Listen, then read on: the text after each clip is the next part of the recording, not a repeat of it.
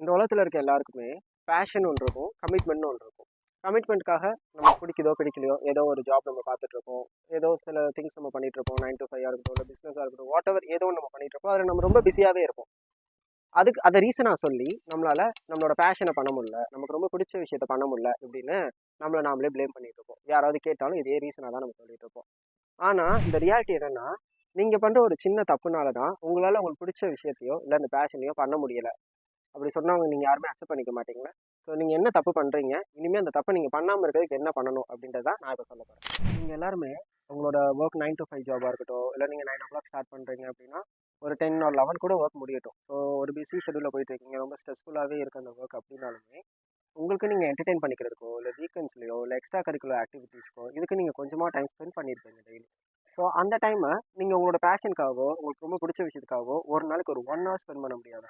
அப்படி நீங்கள் ஸ்பெண்ட் பண்ணியிருந்தீங்கனாலே உங்களோட டெவலப்மெண்ட் ஆப்வியஸ்லி இம்ப்ரூவ் ஆகிருக்கும். ஒரு எக்ஸாம்பிள் சொல்லணும்னா, ஸோ என் ஃப்ரெண்டு ஒருத்தவங்க இருக்காங்க. ஸோ அவங்களுக்கு வந்து பிஸ்னஸ் பண்ணணும்னு ஆசை. பட் ஸ்டில் அவங்க வந்து ஒரு கம்பெனியில் ஒர்க் பண்ணிட்டு இருக்காங்க. அந்த கம்பெனியில் வந்து ஒர்க் ப்ரெஷர் அதிகமாக இருக்குது, நிறையா இருக்குது. நானும் நிறைய தடவை கேட்டுகிட்டே இருப்பேன், சொல்லிகிட்டே இருப்பேன், வா ஜாயின் பண்ணிக்கோ என் கூட, பிஸ்னஸ் பண்ணலாம், எல்லாமே பண்ணலான்னு. பட் ஸ்டில் அவன் நினச்சிருந்தா அந்த 1 or 2 hours அவனால் என் பிஸ்னஸில் இன்வால்வ் ஆகிருக்க முடியும்.